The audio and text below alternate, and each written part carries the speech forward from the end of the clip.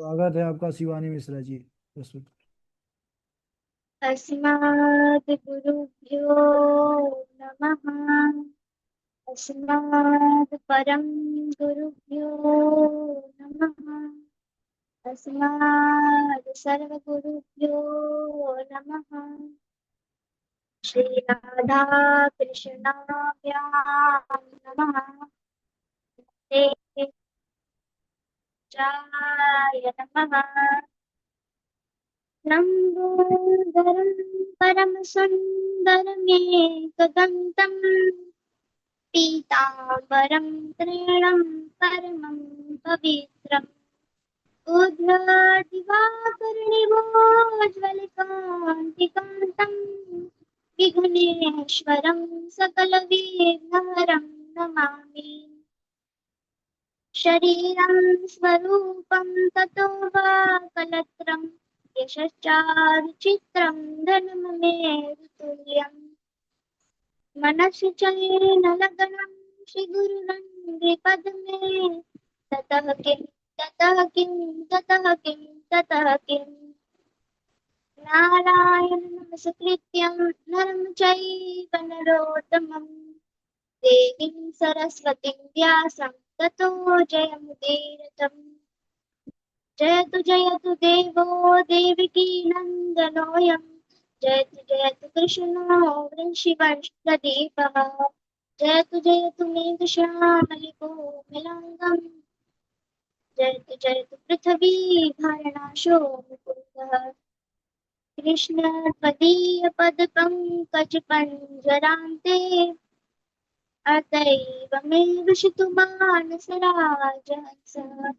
प्राणप्रयाणसमये करपातपित्तैः कण्ठावरोधनविधौ स्मरणं कुतस्ते। बालः नटवरवपु कर्णयो कर्णिकारं वृद्धः वासः कनककपिशं निजयन्तीं च मालाम् रन्ध्राणं वेणोरगरसुद्ध्या पूर्यणगोपविन्दे वृन्दारण्यं स्वपदर्णं प्राविशद्विकीर्तकीर्ते करारविन्देन पितारविन्दं मुखारविन्दे विनिवेशयन्तम् वटस्य पत्रस्य पुटेशयानं कालं मुकुन्दं मनसा स्मरामि।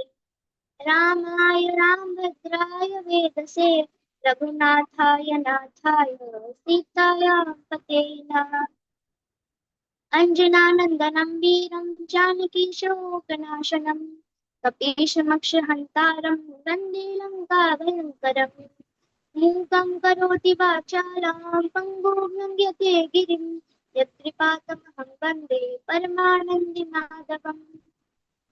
भक्ति भगवंत गुरु चतुर्णाम बपुएक इनके पद वंदन किए ना सतवीर मनेक।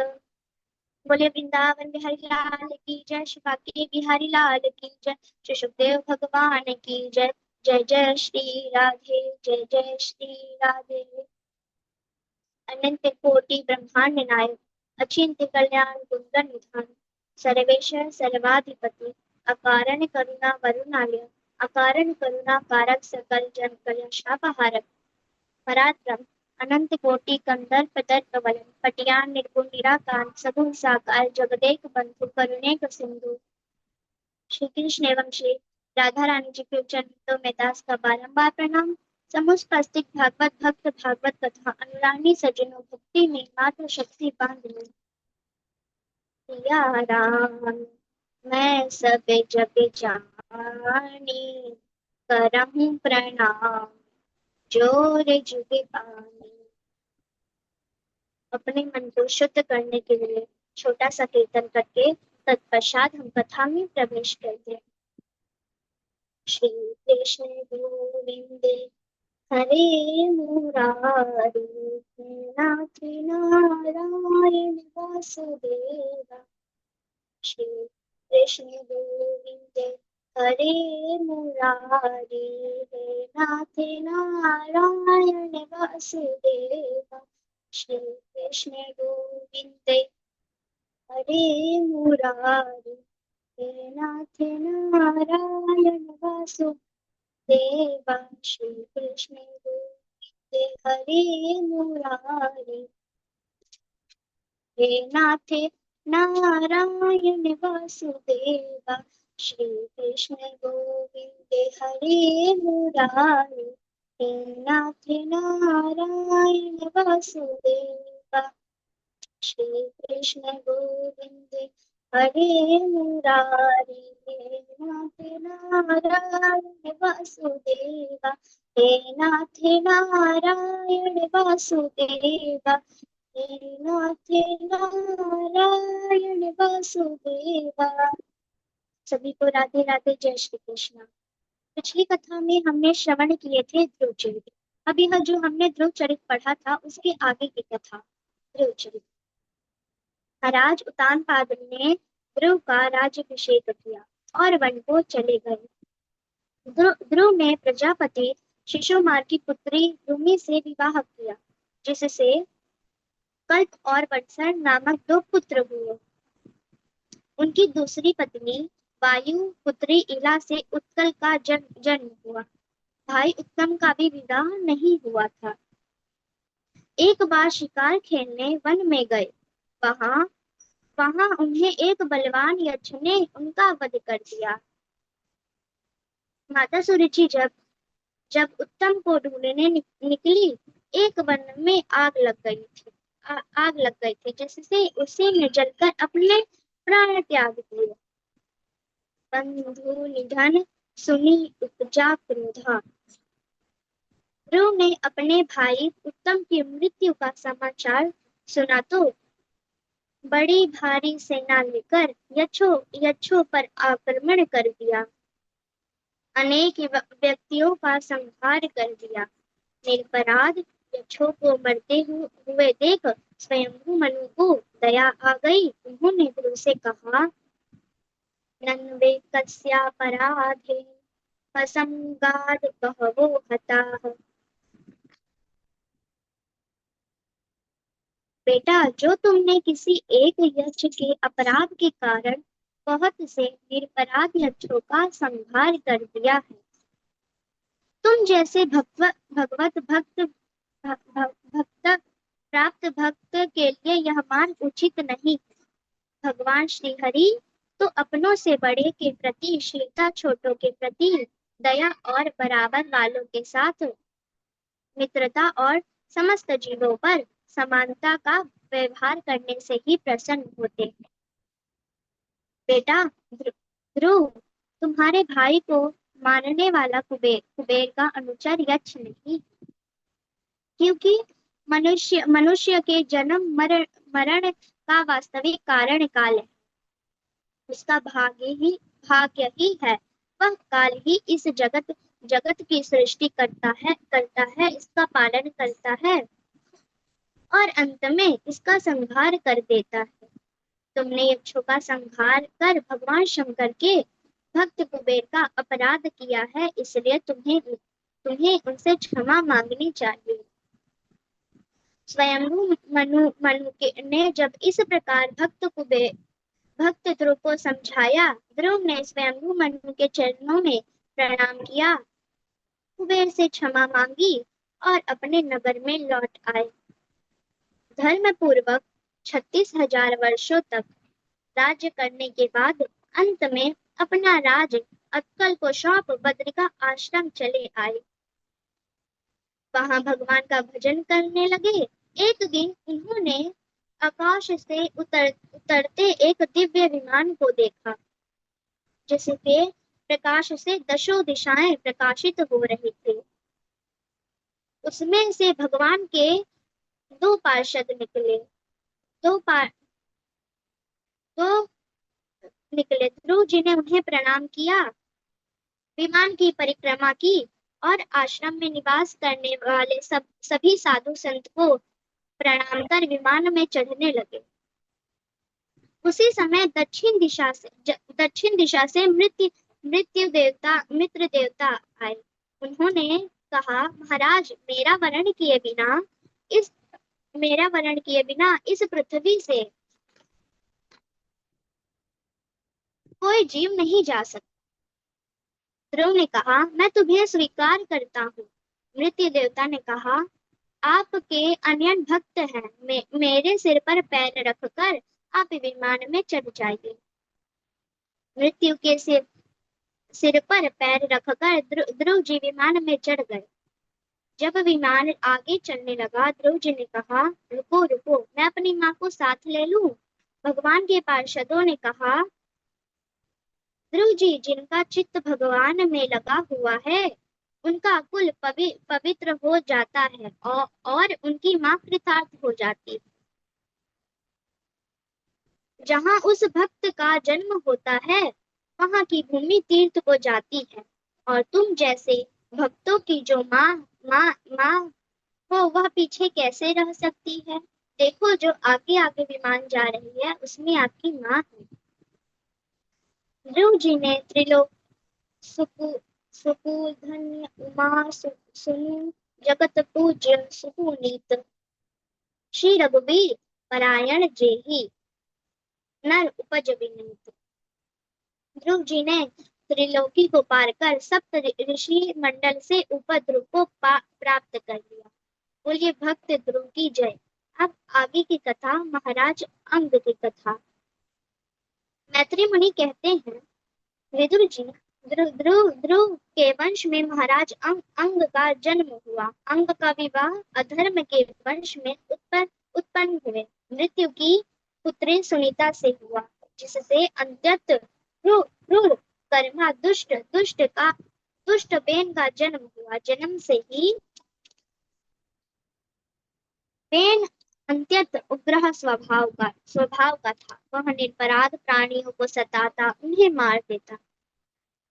महाराज अंग ने उसे सुधारने का बहुत प्रयास किया, परंतु जब वह नहीं सुधरा तो विचार करने लगे, संसार में जो संतानहीन है उन्होंने निश्चित ही भगवान की आराधना की है, जिससे दुष्ट पुत्र से उन्मत्त होने वाले दुख को उन्हें नहीं भोगना पड़ा।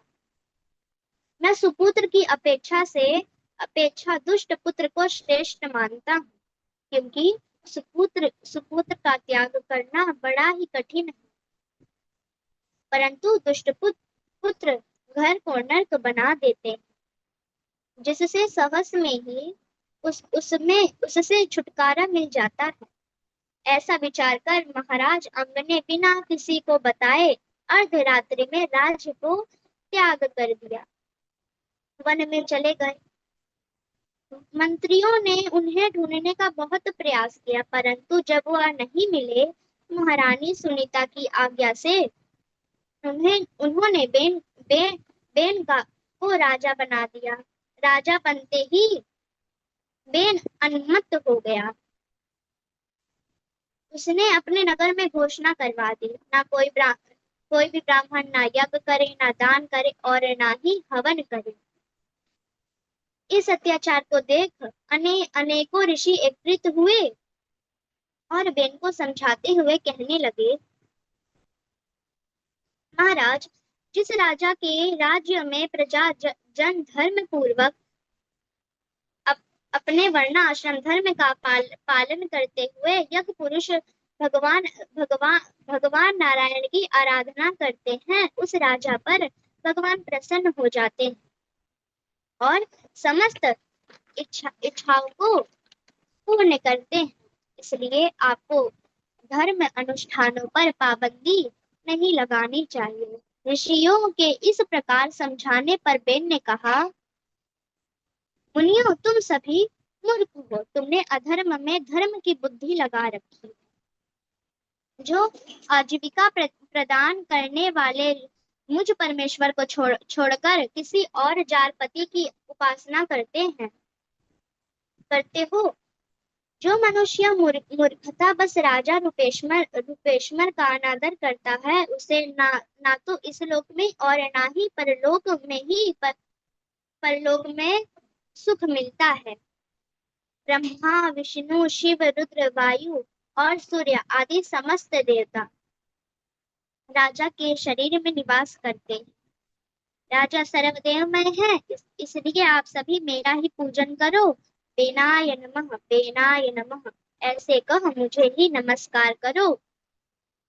और बेनाय स्वाहा, स्वाहा ऐसे कह मुझे ही आहुति प्रदान करो। बेन के इस अत्याचार को बेन के इस अभिमान को देख ऋषियों को क्रोध आ गया। उन्होंने हुंकार मात्र की, जिससे बेन का प्राणांत हो गया।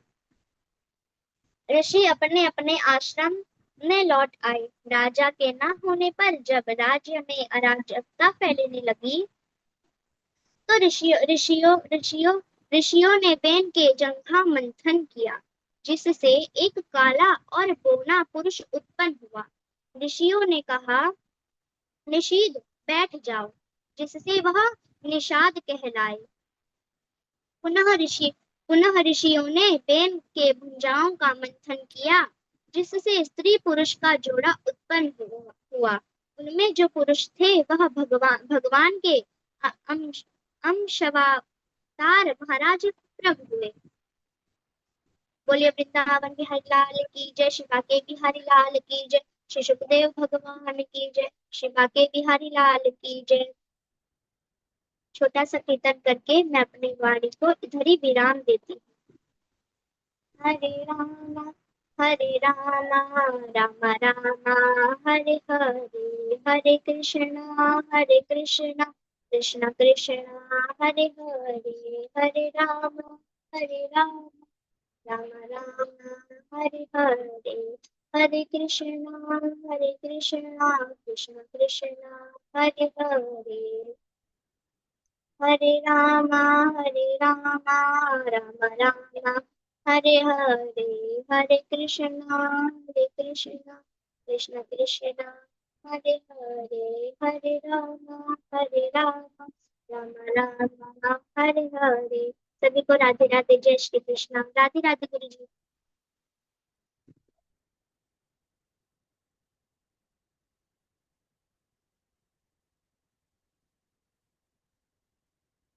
राधे राधे गुरु जी। हाँ, राधे राधे। चलिए, बहुत दिनों बाद प्रवचन किया है आपने, अब जल्दी जल्दी करिए, है ना। जी जल्दी जल्दी प्रवचन करिए अब। जी गुरु जी। चलिए ठीक है, और भजन कौन सुनाना चाहता है? अभी समय है, भजन सुनाइए। राधे राधे गुरुजी। गुरुजी राधे कल राधे का गुरु जी। हाँ, बोलिए श्रुति जी। गुरुजी अगर कल कोई नहीं कर रहा है तो कल का प्रवचन हम करें। हाँ, कल आप ही करिए, आपका नहीं हुआ है। जी गुरुजी। चलिए, रितु जी भजन सुनाइए। जी गुरु जी।